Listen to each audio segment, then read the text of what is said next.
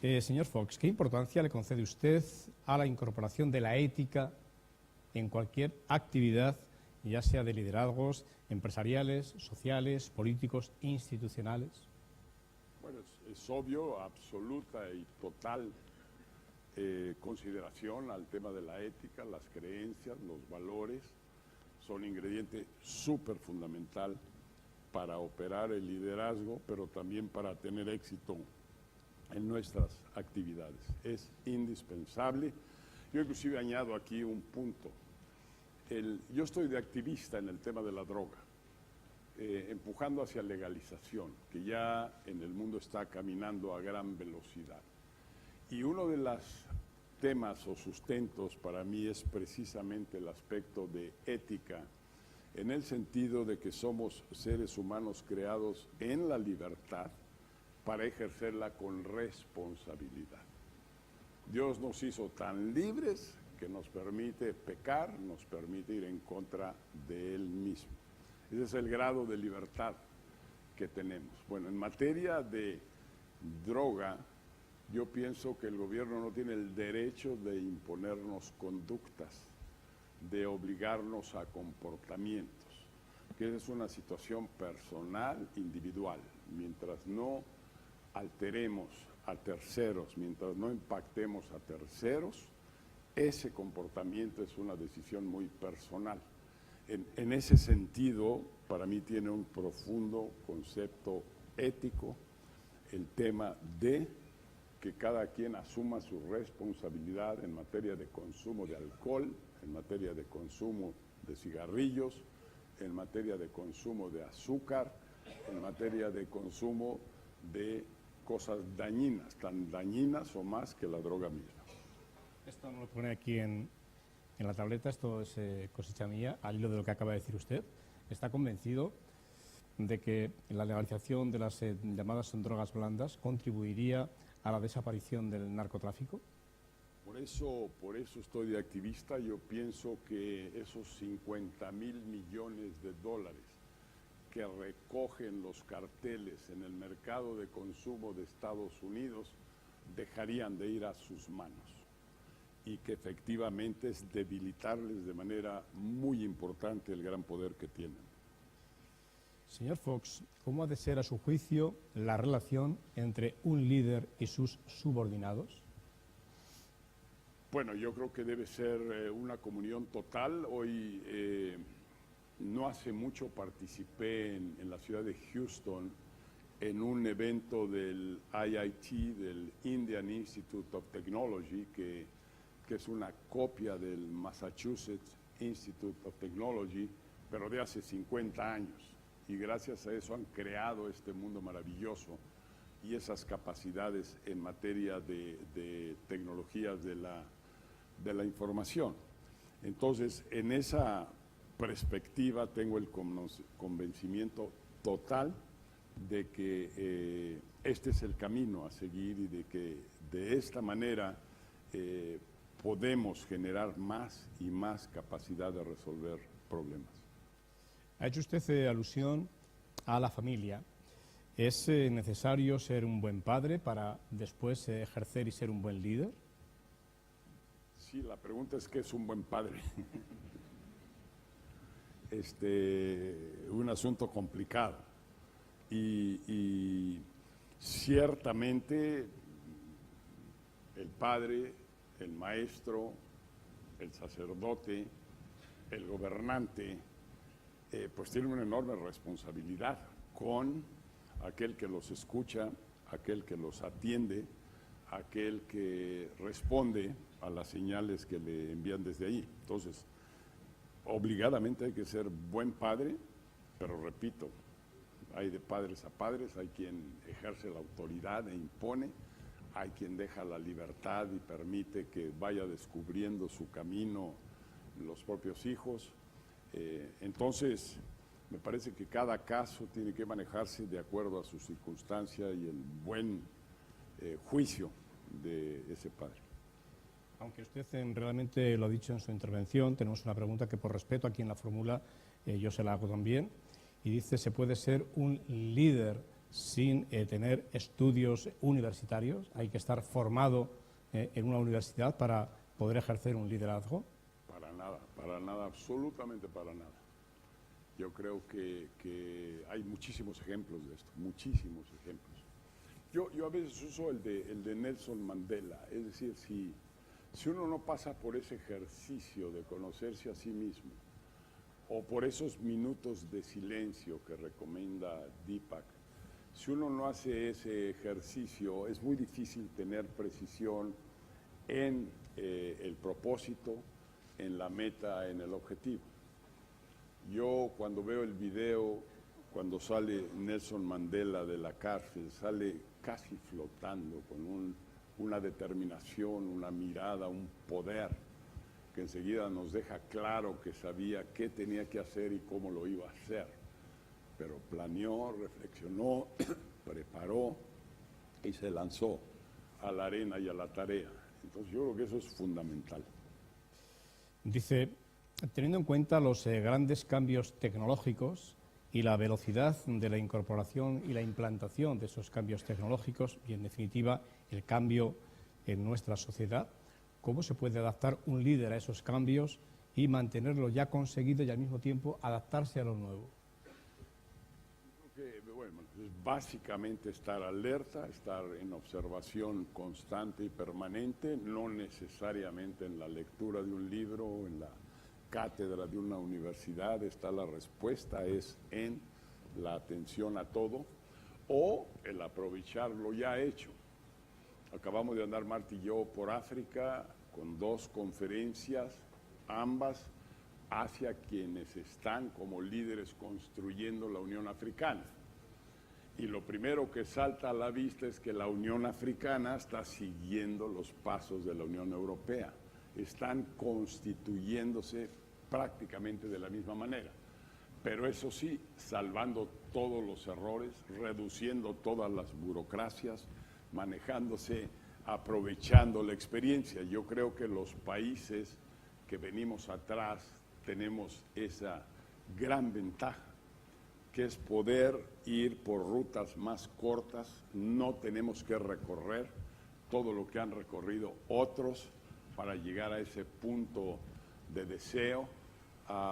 Yo platiqué con el presidente ahí en Gabón y hablábamos, bueno, ¿y qué tal si tú en lugar de seguir la etapa de primero agricultura y materias primas y productos básicos y luego la etapa de industrialización y luego la etapa del conocimiento, ¿por qué no vas quemando etapas y caminando más rápido? Y él tiene un plan muy concreto de poner una universidad al estilo del Instituto Indio o del MIT para generar una clase ahí que ya desarrolle el sector del conocimiento sin necesidad de haber pasado por todo el sector de manufactura.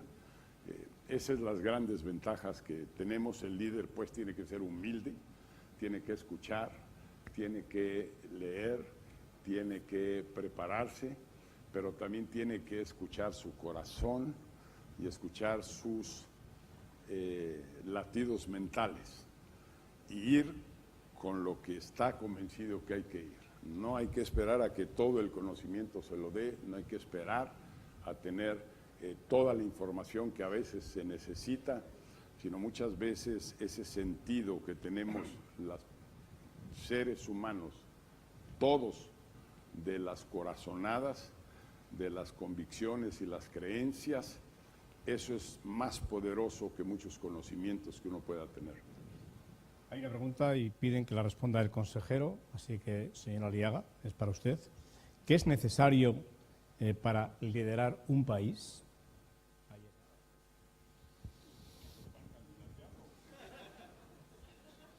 ¿Un país como Aragón o un país como España? No especifica la pregunta, consejero. Bueno, yo creo que escuchar, saber de los problemas y explicar cómo los vas a resolver. Ir a resolver los problemas que tiene la gente. No ponerse en teorías ni en cosas raras. Ir al problema y a resolverlo, explicándolo bien. Es decir, si hay que resolver problemas o si hay que hacer una reforma energética, explicarla y hacerla a largo plazo para que las personas, las entidades la puedan asumir con la explicación. Yo creo que es cosas de sentido común, cosas de cómo se resuelve un problema en una casa, pues atacando el problema, estudiándolo, analizándolo y explicándole al hijo esto que hoy no puede ir al cine, porque pues igual, ¿no? Presidente Fox, ¿cree usted que los países fuertes son al mismo tiempo los que suelen tener sociedades civiles fuertes? ¿Es usted partidario de que la sociedad civil tenga cuerpo, tenga potencia? Bueno, no sería la mejor manera, desde mi punto de vista, de identificar. Yo creo que la evolución es constante. Bueno, eso de ver que China viene antes del 2020 a ser la economía más grande del mundo, que hoy es ya la potencia exportadora y de comercio más grande del mundo, ya superó a Estados Unidos. Bueno, eso nos llama a reflexión. Y una reflexión profunda sería, bueno, todos los valores que hemos construido en el occidente a lo largo de tantos siglos, ¿qué va a suceder si se cambian los centros de poder, los centros de dinero y de finanzas, los centros de mercados hacia allá? A mí me conforta el enterarse uno del pensamiento profundo de inclusive de China, y de los chinos, de los hindús y de India y demás. No veo gran peligro, pero de cualquier manera tenemos que reflexionar en qué sucede en eso. Ahora, yo no sé, cada país exitoso tiene distinta composición social, distinta cultura y distintos comportamientos. Entonces no está atada pues una cosa con la otra. Cada pueblo tiene su cultura. Hoy que está en cuestionamiento el tema de los animales, hoy que está en cuestionamiento el tema de las corridas de toros, hoy que está en cuestionamiento el aborto, que está en cuestionamiento el matrimonio entre personas del mismo sexo, hoy que el mundo va marcando caminos, pues cada quien tiene que vivir con sus creencias, con su realidad, promover, compartir esas creencias, pero la verdad es que visita uno California ahorita y el mundo ahí va a tal velocidad que ya es difícil absorber eso. Me parece que al final, y lo he escuchado de jerarcas de la Iglesia Católica, al final tenemos que respetar al otro, aunque no pensemos igual. Y en Estados Unidos eso está ya aprendido, respetar a esos matrimonios, entre comillas, entre personas del mismo sexo, esos que están en la droga, como el caso del estado de Washington y de Colorado, y bueno, respetar al otro, conservando uno sus creencias y su pensamiento. Estamos ya entrando en la recta final de la jornada. Quedan un par de preguntas únicamente. Una de ellas, ¿cree usted que las grandes escuelas de negocios olvidan la educación en valores? Bueno, hay de todo. En la viña del Señor, desde luego. Aquí, bueno, qué mejor ejemplo que la San Jorge, en precisamente tener su cuadro de valores muy sólido, absolutamente sólido. Les puedo decir que en Centro Fox hacemos muchos programas académicos, siempre ligados con alguna universidad o con algún centro educativo, y lo que nosotros hacemos en cada programa es traer ese ingrediente de ética y de valores al programa. Yo creo que es fundamental esa dimensión. ¿Cree usted que tal vez se pueda llegar a un proceso, no digo de integración similar, parecido al de la Unión Europea, pero de una cierta mayor integración entre los países de Centroamérica y Sudamérica? Sí, hay los distintos ejemplos allá. El mercado común centroamericano sí es algo que va más allá de un acuerdo comercial. A mí me parece que los acuerdos comerciales deben de evolucionar hacia una integración, porque una cosa es hacer reglas para competir en comercio, que es lo que son los acuerdos comerciales, y otra cosa es hacer compromisos de participación y de asociación entre países, como es el caso de Europa, donde apostaron a la misma suerte, que por cierto llama mucho la atención que si esto se construyó con la idea de uno para todos y todos para uno, a la hora que uno se portó mal, todo el mundo lo quiere correr y ya no queremos correr la suerte de él. Yo creo que la fortaleza de esta Unión Europea está precisamente en ese uno para todos y todos para uno, que ojalá y se sostenga. Hay un aspecto técnico que resolver, y esto me lleva a la comparación que hacía yo de la crisis en México. El tema de la moneda única resultó, se aprendió tarde, que era una camisa de fuerza que impide una salida rápida de una crisis, como pasó en el caso de México. El caso de México es que viene asociado a la crisis una devaluación de 300%, y ya se imaginarán ustedes el rebote espectacular en exportaciones y en traer divisas desde fuera, porque la economía de la noche a la mañana se vuelve enormemente competitiva. Si alguien aquí encontrara cómo manejar ese tema, yo creo que España podría ya haber salido de la crisis ahorita. Claro, una devaluación tiene un costo para el que tiene mucho y para el que tiene poco, pero resuelve la fortaleza y la competitividad de una economía. Pero no es posible hacerlo, está el atorón ahí. Yo creo que alguien tendrá que descubrir cómo, aunque sea poco a poco.